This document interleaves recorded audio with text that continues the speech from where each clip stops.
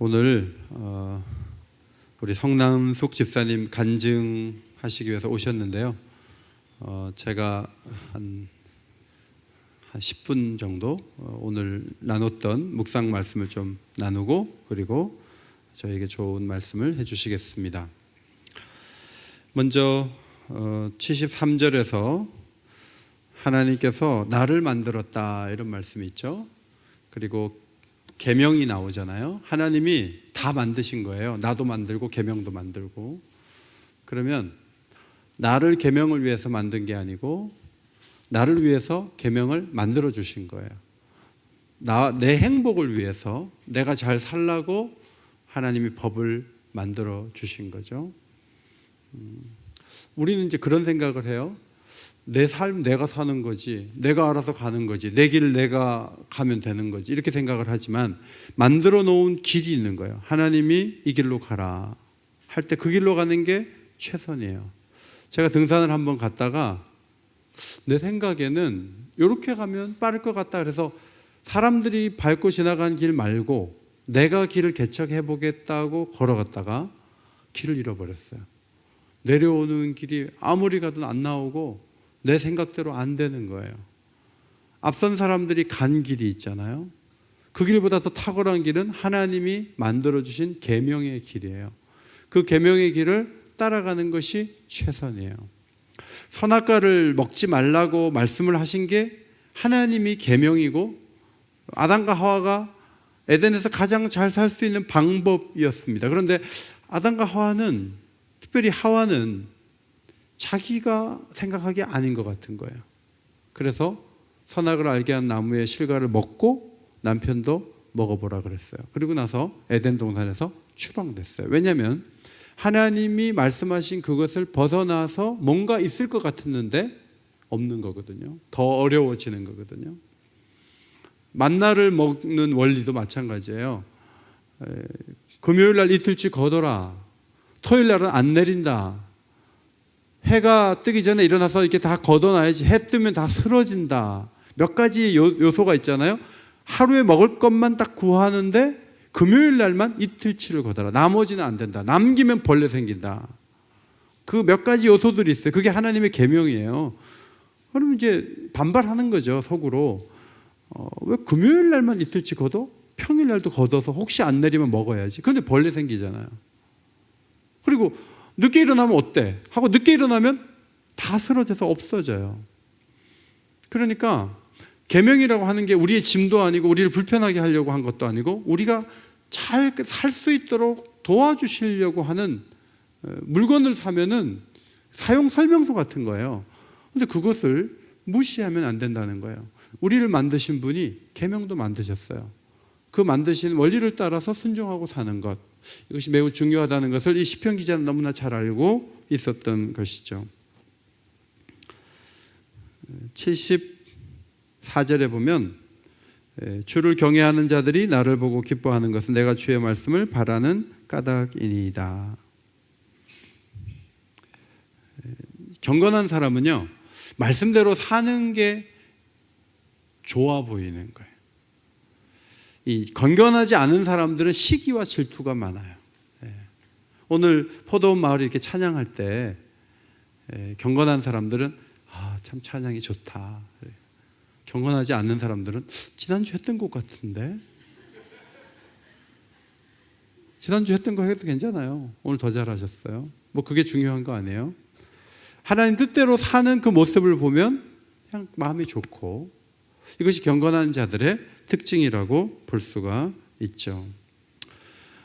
일반적으로 사람들은 경쟁하고요.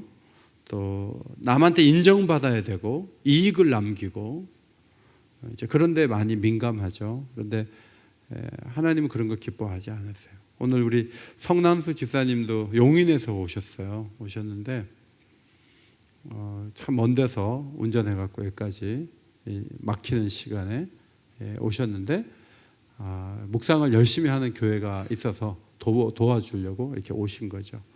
서로가 서로를 돕고 교회가 교회를 돕고 하나님 나라를 위해서 애쓰고 움직이고 그것이 기쁨이 되고 이것이 경건한 분들의 특징이라고 볼 수가 있습니다. 75절에서 여호와여 내가 알거니와 주의 심판은 의로우시고 주께서 나를 괴롭게 하심은 성실하심 때문이다. 여러분 막 어려운데 하나님 성실하십니다. 이 말하기 참 어렵잖아요.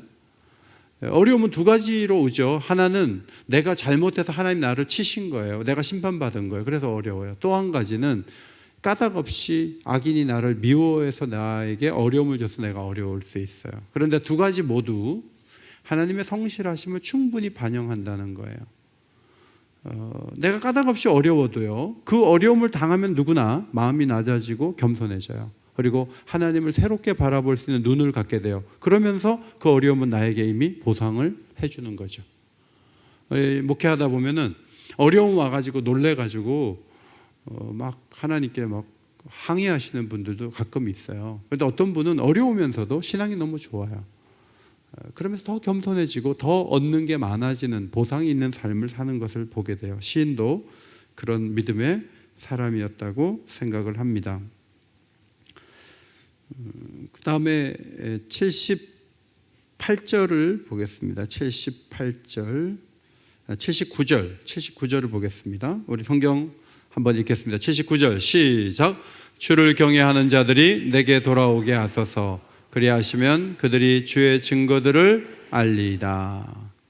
여기 돌아오다라는 이 히브리 단어는 그냥 무작정 원래 자리로 왔다는 뜻보다는 잘못된 길로 갔다가 돌아온 거예요. 그런데 이제 문맥을 보면 나쁜 사람들이 경건한 사람들을 꼬셨어요. 꼬셔가지고 저 시인을 말하는 거죠. 저 사람 문제가 많아 하고 혐의를 씌운 거예요. 그래서 이 경건한 자들도 진짜 나쁜 사람이네 하고 떠났는데 알고 보니까 아닌 거예요.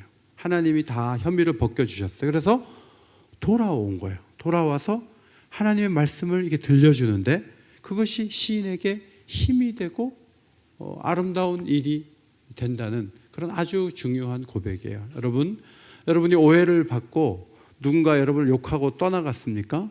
하나님이 돌아오게 하셔서 하나님의 증거들을 함께 나눌 때 여러분에게 위로가 있기를 바랍니다. 인생을 살다 보면 오해도 사고 어려움도 있어요. 그래도 하나님은 우리를 그냥 버려두지 않고 돌아오고 진심을 알아주고 이제 그런 날이 오게 되는 것이죠. 마지막 80절 내 마음으로 주의 율례들의 완전하게 하사 내가 수치를 당하지 아니하게 하소서. 하나님 말씀을 잘 지키는 것은 내면의 견고함이고 내가 수치를 당하지 않는 것은 외적인 은혜예요. 그런데 내면이 견고하다 보면 외적인 은혜도 따라온다는 걸 믿어야 돼요. 내면이 아무리 견고하면 뭐해?